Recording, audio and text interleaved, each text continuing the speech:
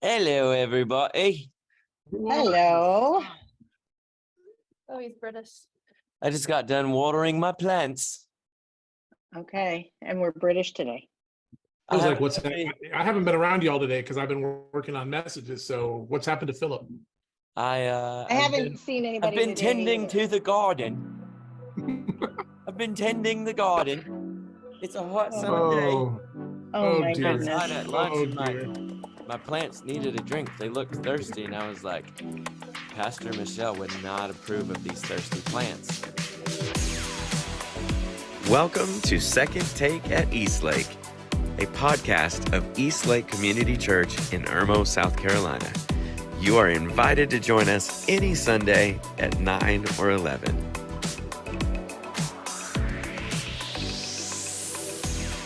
Oh dear. So I watered it. So you're playing in the Bible, are you?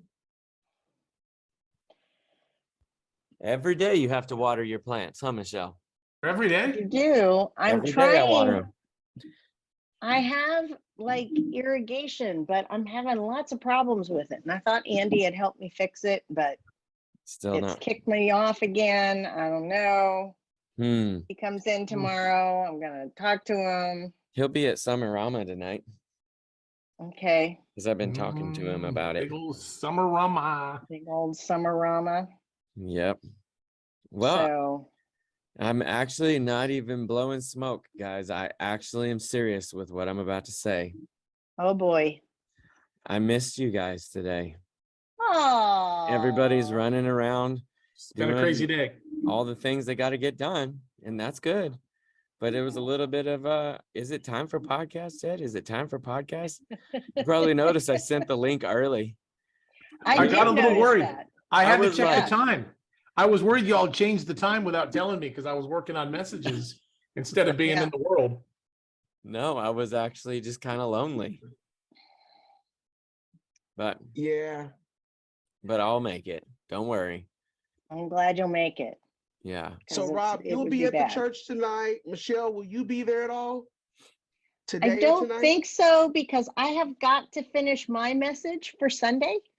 And get my tech notes since, like Andy will probably be in Thursday to do what he does. So Yeah. Hmm. 'Cause I'm coming unless there a right after miracle, this. huh? I'm coming there right after this. Okay, Hmm. I'll be a Well, little. I'll be I'll be here. a little later. but makes Savvy's coming in. If you guys get any video tonight, I mean, Landon's going to be capturing video too, but if you get any, tag Eastlake in it so we can share it. Okay, I'll definitely be there getting some video. See, Michelle, you're finishing your message for Sunday. The problem with me going out of town for the next 2 weekends with students is I Yeah. have to have my message for the 25th basically wrapped up by tomorrow morning.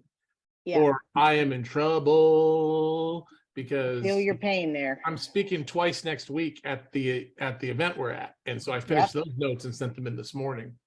And I'm trying to get my other ones done. Yep. Then they Busy all people. pile up together. Woo! Piles. Mhm. Yeah. Well, I got to catch up and finish this book is this series based on the book? I mean, we're just starting it. By the way, we're in a series called Suffering Through the Summer, based off of the book by a guy that we all love and respect, Paul Tripp, and it's called Suffering. But yeah. Lots of good words in this book. Yep, lots of good stuff. And the audiobook is available, which is even more fun. You can ride a tractor while you listen.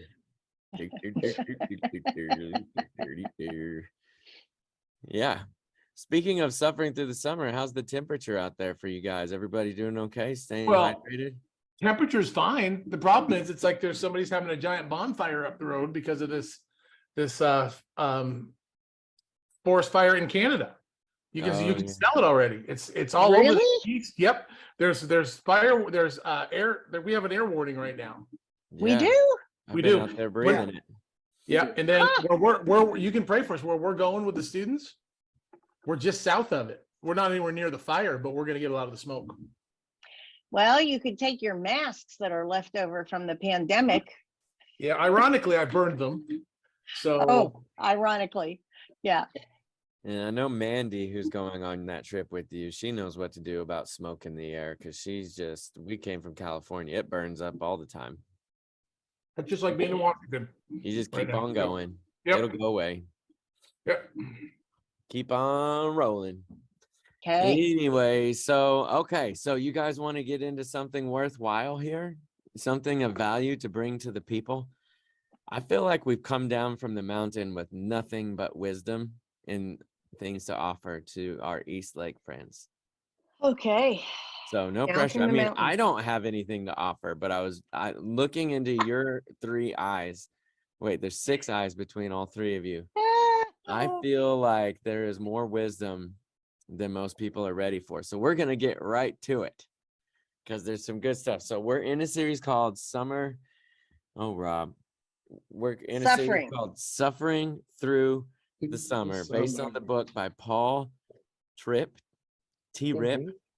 And one of the coolest things is, well, it just like, first, let's just say, Ray, why in the world would you pick a series like this through the summer? What were you thinking? So every summer since I've gotten here, we have done these really fun, lighthearted, Fluffy. disjointed series, Proverbs, the Summer of Psalms. And I personally, after spending time in prayer about it, felt like we needed to dig into something that everybody's experiencing, and that's suffering on some level. And so the rub is always that, why would you do that during the summer? You're going to have lower numbers during the summer. If we did everything driven by when we think people would be here, we'd be chasing our tails all the time. We'd be like Chuck E. Cheese back when they were legal. No summer, no football, Didn't do anything at the That's right. holidays. no holidays. Right. March Madness is coming up. Everybody's busy. Yeah.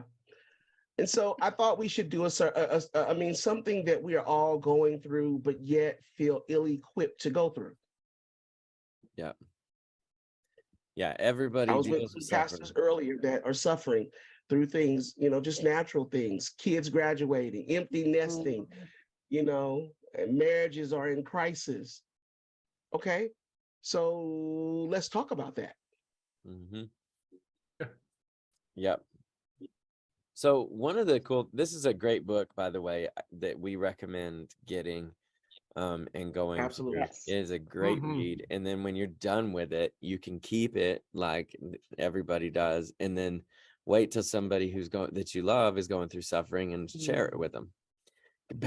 You can pass the blessing on. So it's a good one, worth reading and worth keeping to share, because I keep all my books, right, guys? All of them. You keep them somewhere. In your Kindle. Right. The ones that Kristen don't get rid of.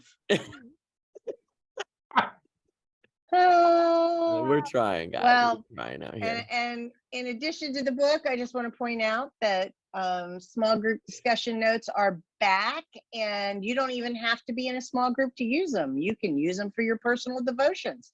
Sherilyn was doing that, right? Ray? Yep. Yeah. So- I woke up yesterday morning and she said, let's do the small group discussions. Like, I haven't even washed my face yet. And so there we were. There we were. Suffering with a dirty face. Yep. Wait a minute. You wash your face every morning?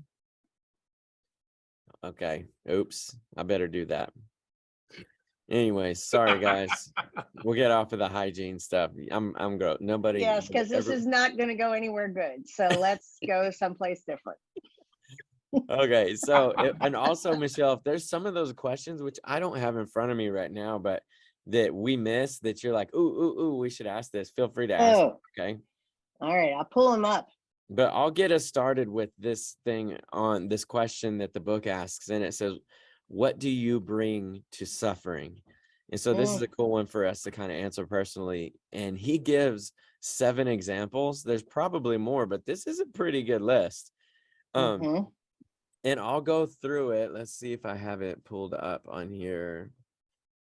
I don't, but I have it written down, so no worries. I don't have his notes written in here, but I have mine. So, number one, these are things that people bring into suffering. So let's say your kid won't act right. I don't know. Let's say you have a illness in the family, you get a bad diagnosis. These are the kinds of things that most people bring to suffering. First one, poor theology, Mm. which is basically like I'm suffering because God is punishing me for my sin. That would be an example. Like the only reason I have cancer is because I sinned, or I'm a bad mother, I'm a bad father. That's why I have this, which is poor theology. So that's Well, and one. it's bad if you say that to yourself, but it's really bad if you say it to somebody else. Mhm. You must have sin in your life. Oh, Yeah, actually, I've jokingly said that to some of you guys, but I was yeah. joking. I was joking. Okay. Well, Okay. and I think what happens to a lot of people, and this is the answer to the question, why do we preach this? Because the gospel promises suffering, and poor theology tells us the gospel promises us the opposite. Yeah. And so good theology requires that we embrace the idea of suffering. So, Yep. Very true. So that was the first one. The second one is doubt of God. And my notes were just suffering exposes what has been in your heart all along. Like this idea that things get difficult and all of a sudden I question my faith. I question, like, is any of this real? Is that how you guys would describe the doubt of God? Doubt the character of God, if he's good, yeah. if he's kind, if he cares. Doubt Mhm. says he must not be those things if this thing is happening to me. Oh, yeah. Right. Because we either tend to think that God either is not a good God because there's suffering in the world, or that he is unable to respond because surely he would. Yeah. And neither of those are right, but that creates doubt, Mhm. That's good. So that's number two. Number three, unrealistic expectations of life. There's my Achilles heel. Michelle outed herself. I didn't even get to that part of the question. Oh, sorry, I'm jumping ahead. All right, anyhow. Yeah. All right, we'll come back to that. Unrealistic expectations of life. Like, yeah. So we'll come back to that one. That's a good one. And then the other one is unrealistic expectations of others, of everyone around you. Another one, number 5, would be pride. In my note that I put on there was, we forget that every cell is dependent on God. Like every cell of our body, everything is dependent on God. So there's this like pride of like, I'm in control, or I got this. So these are, once again, in case you guys are just joining in, what the things that we sometimes bring to suffering. That was number 5 of 7. Okay. Here's number 6, materialism. This one was interesting. The tendency to place too much of our security in physical things. I'll say that again. The tendency to place too much of our security in physical things. Number 6. Philip, I would Yeah. add, and it's also a way that we attempt to circumvent suffering. Ooh, like, well, maybe if I get this far, if I get this, then suffering won't come my way. Yeah, that's a for sure right there. That's definite. Yep. So what do you bring to suffering? That was number 6. Here's number 7, selfism. I want my way and my agenda. The American way, baby. Yep.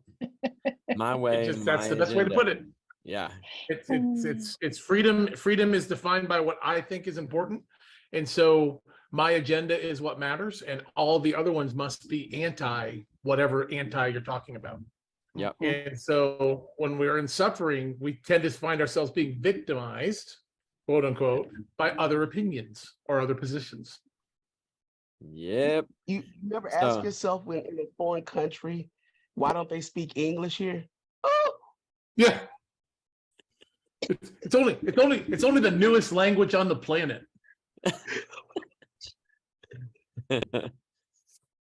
Yeah.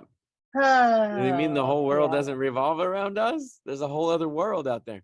You know, it's interesting, true fact. So when I lived in California, California is just like that with America. Like it operates independently. When you live over there, you're separated by desert. Like you genuinely, and I did this too.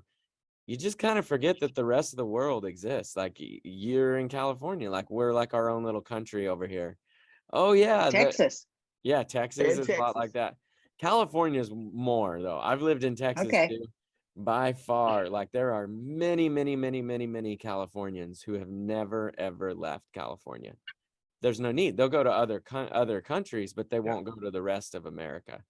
They're like, I got everything. I got mountains, I got beach, I got this, I got that. Why would I leave?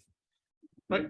It's crazy. Anyways, okay, back to this. So what do you bring to suffering? Poor theology, doubt of God, unrealistic expectations of life, unrealistic expectations of others, pride, materialism, and selfism. Are there any of these that stick out for you that it's like you have to work against? Like we're humans, guys. I know, contrary to like maybe 5 people out there that think you're perfect. I know you're not. And so just like, is there any of these that, you know, you see yourself prone to, or any that you see yourself really good at?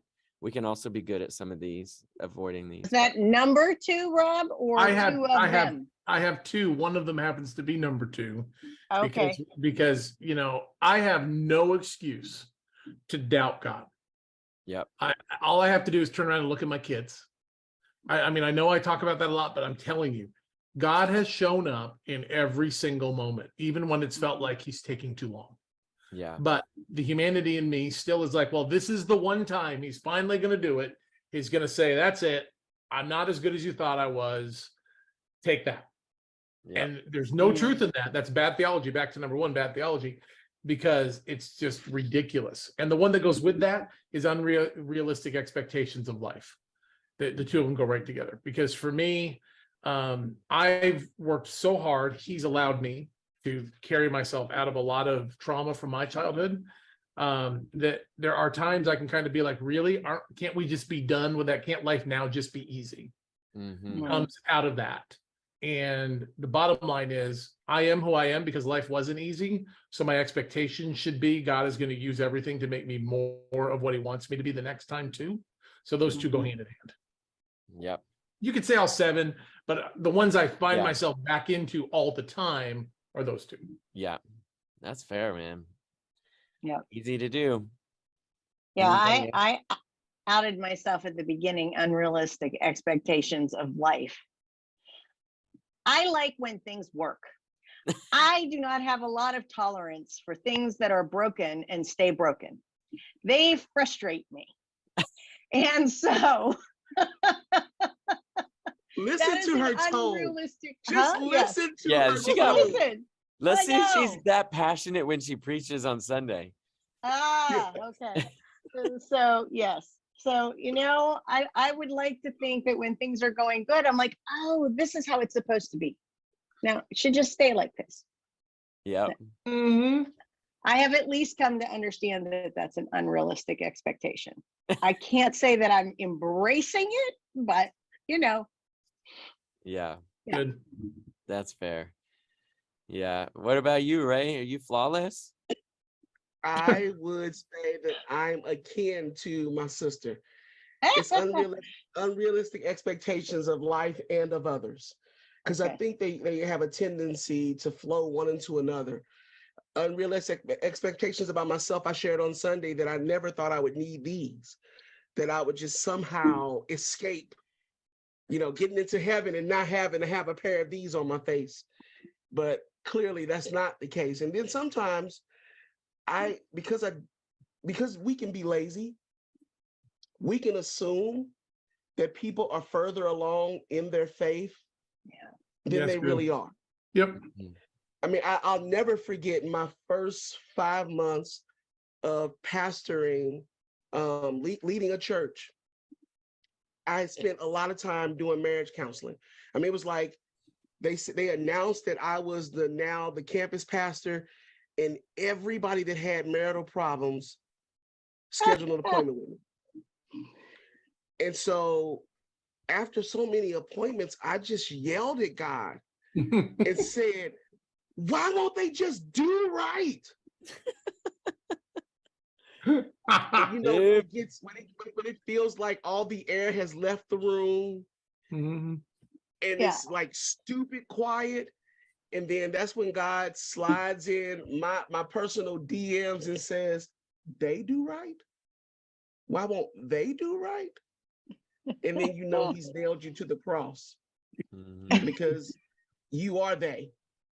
Did you just say my personal DMs? Did you just use that? Yeah, I did. I had to make sure I heard you right. I gotta get God on that slides link. into it. You know how God slides into our DMs and leaves a little message. You like, I'm sorry.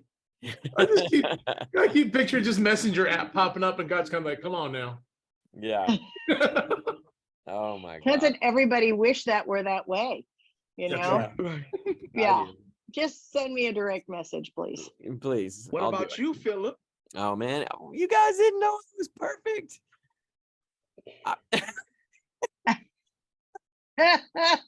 I had you fooled, huh? I mean, I didn't have you Yeah. fooled. Okay.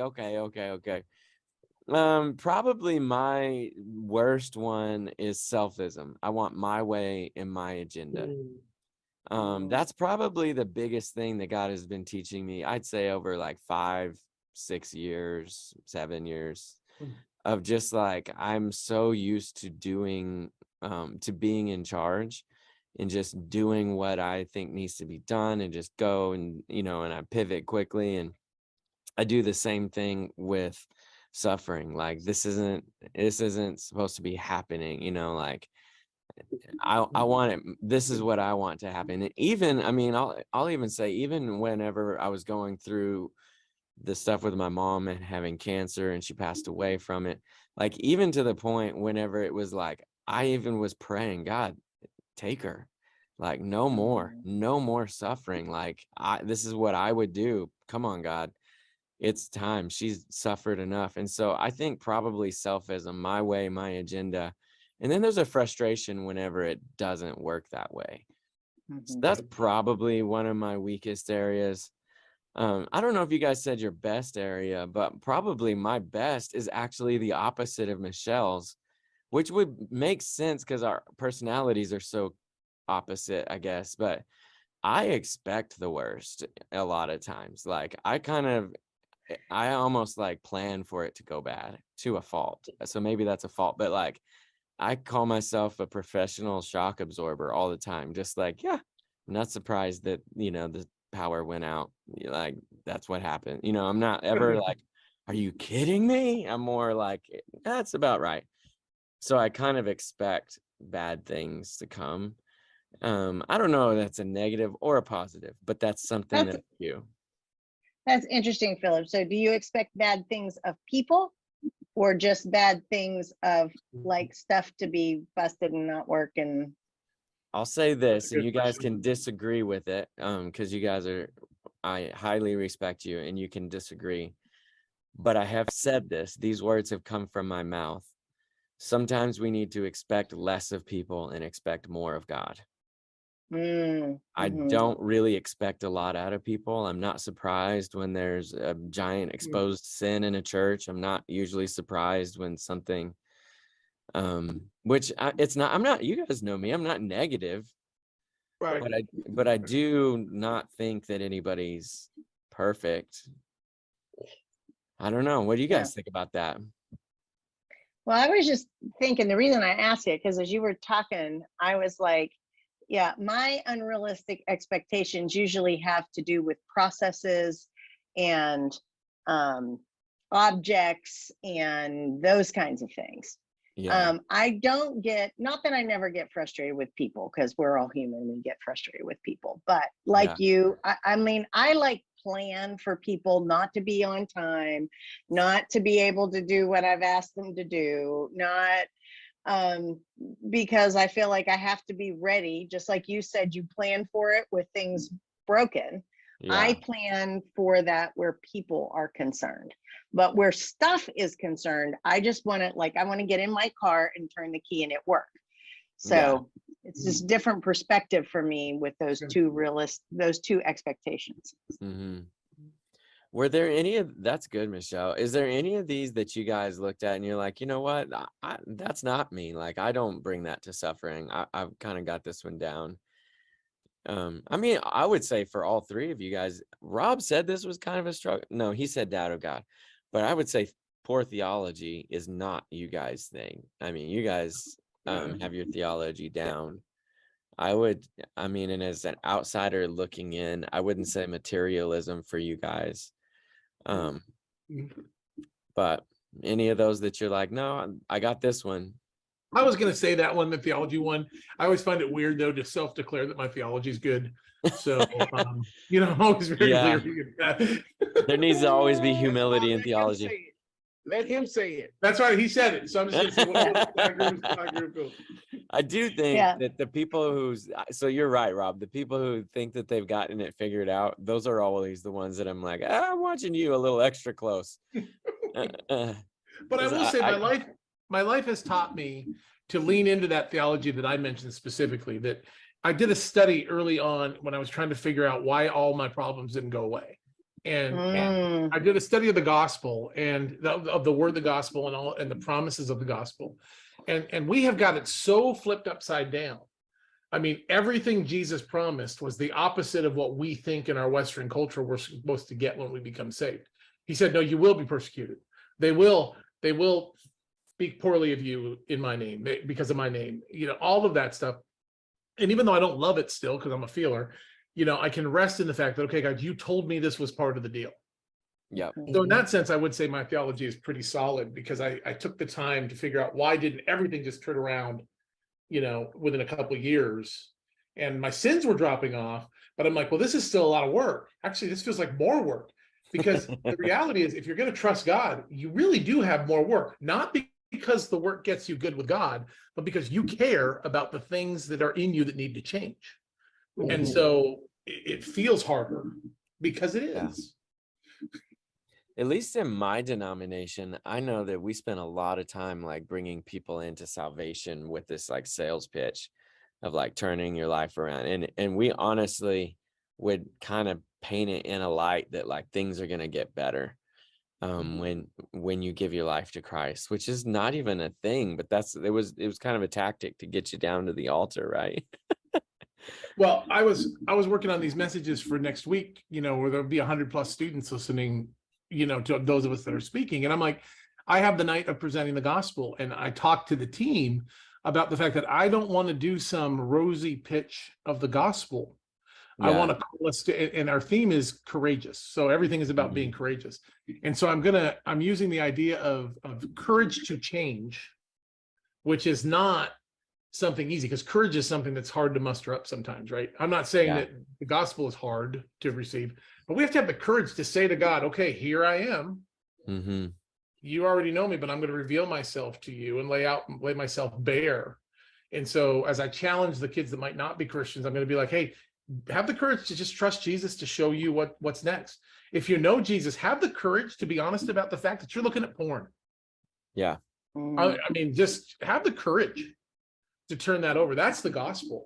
And that's going to create a lot of work for you. Yep. Not work for salvation, but work for sanctification. So. Yeah, I think that's awesome, Rob. It's a more accurate way to invite people to give their life to Christ. And I know some of them might watch, so I don't want to, but are we going to put something on the cross? Are we going to have them come forward and write a note? And I'm like, I'm done writing notes. Yeah. We're gonna respond. I'm not anti that stuff, but it's like, for me, I want to write down some action steps that they're going to hold on to. They're not releasing them, they're holding them. Yep. I think that's awesome, man. So this is kind of an interesting question that I mean, we could be all over the board on this one, but so we're in a series called about suffering, and social media is a massive part of all of our lives. Myself, I mean, all four of us are heavily involved in social media in different ways. How do you feel about social media and suffering? How do you feel about expressing suffering how do you feel about let's just talk social media and suffering. Now that would be a book. We'll let Ray write it. Social Media and Suffering It's like, nope. by the great Reverend Raymond Earl Washington. How do you feel about social media and suffering? Because there's a lot of noise out there. Woo! Yeah. I think so right now you have probably 2 to 3 camps that exist as it relates to social media. You have those that are attempting to show and only show the best parts of their life. Then you have the camp that feels like they're going to share every possible thing with you. So that's the good, the bad, and the ugly. And then you have those that are what I like to consider like the martyr crowd, who just share the ugly to gain some type of support and some sympathy and all those things. Mm-hmm. I think anything you share, and I'll say for me, here's what I do. I prayerfully share the things that I believe God wants me to share. Mm-hmm. Yep. Because I don't ever want it to be said is that I've never known that Ray hasn't been stressed or that he hasn't shared that what he is having to walk through isn't difficult. I remember when in 2020, it's so funny. Now when I think of the month of June, it's like that's another anniversary for another thing for me. And so I remember it will be later this month, June 29th to be precise, that I was announced to the church as the lead pastor. But I also remember it was the very next day that I went and got tested and had COVID. And no one at our church at that time had COVID. And so I don't know who all was a part of the conversation, but I remember Leah was the person that called me and said, "Hey, Ray, would you consider doing a daily live on our church Facebook page so that people would see you and know how you're doing and what's up?" And it never dawned on me how weird that would be. But I mean, once I started doing it, I saw how helpful it was. Because it didn't allow people to create a narrative of what was happening with me, because I basically told you what was happening with me. I was asymptomatic, so I didn't have some of the most worst effects of it, and so that's for everybody to see. When Rob had it, Rob let us know that, hey, it ain't going well. It was yuck. And Philip didn't post nothing. Nothing, not a drop. And we're still waiting for Michelle. What was funny about Philip is that Philip went in his shell, and all he did, he came out for popsicles. That's what I was just thinking. The only thing we heard from Philip is send popsicles. I wanted him so bad. Oh my gosh, you were the popsicle boy. It was great. I wanted him so bad. I was just craving those things, man. Oh my God. Yeah. I remember because Ray took you some, and like the next day you're like, I ate the whole box. They were gone. COVID did not steal my appetite. That's for sure. Oh man. Well, I think people, Ray, I think the other thing we see with social media, I agree with you on your 3. I think those are the 3 types. And then there's one other one that is doing it specifically just as an influencer who's really not sharing anything personal.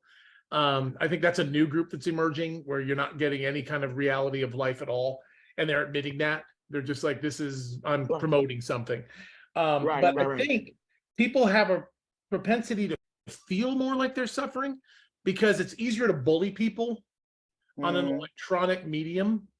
And so I'm seeing in young people, the teenagers that Malcolm and I work with, and even younger that Laura work with, they're beginning to feel a little bit more bullied, which is a form of suffering. It's happening more and more in these weird corners of the earth that nobody's seeing. So they're doing it across these platforms in hidden ways. And so I think that there is an increase of honest suffering or people treating people poorly. Mhm. because of the advent of some of the social media platforms and communication venues that exist. Yeah. Okay. Yeah, keyboard warriors or something. Yeah. Did you want to add something, Michelle? Mm-mm. No. No, Nope. sorry. I think for me, you know, I don't know that everybody loves this about me, but I don't always, rarely feel the need to share a struggle, or a suffering situation in my life on social media. So the positive to that is that there's a lot of people in my life that I do share that with, and that scratches the itch. I don't feel alone. I don't feel the need to put it out there, because that desire for community and to have you know, like to have other people with me in the fire, if you will, is met through other avenues. So that's nice. Mhm. But the negative is that it does put out the image that everything's always perfect. And that's hard, because, you know, I mean, I remember, I don't know if it still is, but I think it still is, my Instagram, whatever bio says, posting life's highlights. Like, I intentionally just post the things that I want to remember and the highlights of life. I don't post that, you know, I've been working on my truck for 10 hours and I broke it and it cost me more than whenever I started working. You know, I don't post the failures. I post I finished the truck today, you know, and I'm excited about it. So the negative is that people only see that side of me. I don't know that there's a great answer to it. But it is, I do think, so one of the reasons I bring this up is I think it's important to see people where they're at on social media and to love them where they're at. So if somebody is calling for acknowledgement of suffering or whatever, you know, to meet them in that need. But also a negative, could be, I mean, I'm just discussing this, so this isn't like right or wrong, but don't look at people like me that don't post anything when they have COVID. I just don't look at them and think, oh, their life is way better than mine. You know, that I don't think that, but I think that there are people who would think that. And we have to have a, you know, an awareness of, we're all people. We all That's have right. hurts. We all have victories. You know, we all have different things. And something somebody really smart said to me that I've been trying to put into practice is to see where people are at. Michelle, you probably already know this. All your coaching stuff, I can't stand it. But you know, like to see people where they're at and try to meet them where they're at. So one of the things I think this is actually interesting. I'm talking a lot, so sorry about that, but I really think this is interesting. One of the things when I moved to the South that was shocking to me was everything is a pray for me. In California on the West Coast, nobody says that. And if you did, Mm. it's like you're going to stop and you're going to pray for them right there. Like if somebody pulls out the pray for me card, it's like, yo, it's time. Call in the warriors, you know. And in the South, I mean, I'm serving coffee in the mornings, like pray for me that this keeps me awake, you know, like pray for me is just like a slogan. So one of the things that I'm trying to do that I'm learning from a counselor is to meet people where they're at. If somebody comes to me and that is something that's a big deal to them, then it's a big deal to me. And just to like meet people at night, it's not my duty to judge whether their suffering is worthy of my time. It's just to meet them where they're at. I don't have to join them in their suffering per se and start to suffer, but to meet them where they're at. And so I don't know. What do you guys think about that? Should I fire that counselor? No. Yeah. I think it is really important to recognize where people are at. And you know, when my kids were little, they would get frustrated when people complained about their parents, because they didn't have an intact family. And so when other kids would complain about their family. My kids felt like they don't know what pain is. They've never, you know. And so I worked when they were kids to remind them that everybody's worst suffering is their worst bit of suffering. And so you can't compare, because what is the worst day in my life is my worst day. And what's the worst day in your life is your worst day. In fact, I was sitting with somebody earlier this week when we were talking about suffering. And they made the comment that you don't want to win the suffering contest. You know, like you really, because if you win, you lose. And so, you know, yeah. And so you really do have to accept this is where people are in their life experience. This is their tolerance to suffering. This is the worst thing. And it may feel to you trivial in comparison to maybe what you've been through, but it's still their worst thing. Yeah. That's so wise. Yeah. I think meeting people where they're at is what Jesus excelled at. And then through the power of the Holy Spirit, the Spirit can give you insight on what, if any, role you're to play in moving them along into their next steps. But far too often we think we're automatically there to move them along into their next steps. And that's not always true. I do think that as we build relationships with people, we owe it to them if we see, agreeing with you, Michelle, completely, but if we see flaws or lies in what they're believing about themselves or their situation, in the context of relationship, you know, Jesus would take the time to say, yeah, but don't you know that there's better? And here's the lie you're believing. But that's not the stranger on the street, unless it is. I mean, I think we can all share times when God put us in front of somebody at a crucial moment where we sense that God put us there to share something with them. That's not every person we meet, though. Right. But in relationship, meeting people where they are is essential. Like, let's think about LGBTQ and debate in our culture right now. Not political discussion, but that is the big hot button issue. When I encounter somebody who has been bullied for their LGBTQ AI plus position or lifestyle, am I supposed to immediately decide to tell them where I think they're flawed? If I do, or am I supposed to make sure that they feel safe and heard by a person that cares about them? That's the one I'm supposed to do, by the way. But we think we're supposed to confront them on some big thing and bring a message to them. And that's why, back to social media, it's almost comically sad to watch some of the social media posts of people that feel like they're on a crusade. There's real human beings on the other side of this discussion. It's not a position, it's people. And we've got to figure that out. Oh man, Rob, it's so good. I think that it helps too, like with my kids, because they will have a thing in their life that is so trivial to me, but it's so big to them. It is their suffering. It's so big, you know. I'm in basically essentially 3 teenagers. Not, I mean, one of them's older now, but essentially.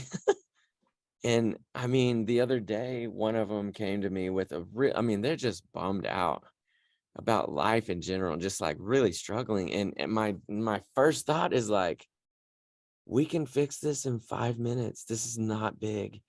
And then I was like, no, what would Michelle do? She would coach. She would listen. She would WWMD. She would help them come to the solution, not try to fix it for them. And so I listened. And that's true. And it was like God showed me. He was like, hey, he just wants you to listen. Just listen to the problems. Don't fix them. Just listen and say, I'm sorry that your day's been hard. Or, you know, hey, I'm here for you. If there's anything I can do, I'm here, but I'm sorry. You know how hard that is for people like me? I fix everything. I'm looking for things to be fixed. Oh, you got a crooked painting on your wall, I'll straighten it. Like, I'll fix everything. Oh, And so yet you still haven't fixed my door, Philip. You still have not fixed my door. Well, what door? You're still rolling around with a janky door? What doors were? What door did you break? Philip knows which one. Yeah, it's the rear door won't unlock or the window won't go down or something. That switch would take 15 minutes to swap out. And you've been here 3 years. Man, you could have fixed Malcolm's car door.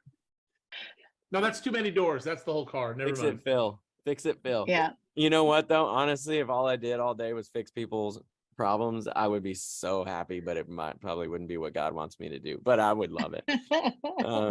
Yeah. Yeah. Well, this is a good discussion, guys, because I think that at least for me, this is really helpful. And I like your insight. Is there anything else you want to add to it? We'll wrap up in just a little bit, but anything that you wanted to say on this? Nope. I hope people didn't forget that the call is to not separate and segregate, but to come together in your suffering. When we isolate, that's when the enemy does his best work. Mm-hmm. Because then he begins to undo all of your theology. He gets you to doubt God. Yep. And so then you have unrealistic expectations about life and about people. And Yep. then you find yourself trying to figure out how to numb the pain. Mhm. Yeah. And then you become prideful about it. I don't have a problem. Yep. And then you find yourself sinking into the selfism, telling God that this should not be happening to you, and that all the people should be doing these things for you. Mm-hmm. And so this is a slippery slope. And when you do it alone, who's there to help you? So if you're listening to this podcast and you're struggling with something right now, I want to ask you, who are your people? Who's the small group? Who's the mentor? And if you don't have any of those things, I always said that if my kids died of starvation living in my house, it was their fault. And what I mean by that, there's food all over this place. There's no why you should ever starve living under my roof. Now, And the my roof, same you way- might die. But not really. Yeah, my son has tried to find a snack at your house. See, right. He said it's He a can't. barren That's his desert. house. Right. And so my point is that if you are at Eastlake, even as an attender, the scripture is true. You are surrounded by a great cloud of witnesses that can help. Rob. Don't starve. Don't starve. There's So no I need. got robbed twice today. I got him with God slide in the DMs, and I got him with witnesses. Yeah. I feel a rap song coming up. Let's go. Oh dear. Yeah, but you are right. There is always something new happening at Eastlake. Yeah. There is always something. There's a way that you can connect to people. There's a way that you can learn and grow. That's right. And if you're not taking advantage of it, and if you're isolated, it's because it's your choice. Yep. Yeah, that's it. Yep. So join in the party. Find some people. Get that. Yes, party people. Find some party people. Okay, guys. Well, we're going to sign off because we got Summer Rama tonight. We got people going to Rwanda. Be praying for them. They leave Thursday. And we've got, Rob, where are you going? So we're going to the Twin Cities, 20 of us. It is Malcolm's training trip for a big mission trip. So he's done a small thing in Norway last year, and I'm taking him this year in the hopes that next year he will do it himself. But having a chance to kind of go through all the paces of planning and executing an incredible ministry partnership in the Twin Cities. So pray for us. We have a very long drive ahead of us. We're 1,300 miles each way. We're doing roughly half of that. Actually, we're doing more than half of that on day one, so that the next 2 days are slower and we're able to actually do some stops to do some honest conversations about ministry and stuff. Mhm. So pray for us. It's going to be a great week. We are going to be exhausted, but God showed up in huge ways, and we are going to get to bless the pants off these ministries because of the generosity of many of the people that will have access to this podcast, and just the way they rally behind our students. Woo! Good stuff. Yep. All right, guys. Well, we'll see you Sunday or some other time. Who knows? All right. Yep. All right. See you later. Eastlake Community Church is an intentional, multicultural community empowered by the Holy Spirit. We passionately pursue a loving relationship with God and everyone Jesus was sent to die for, here, near, and far.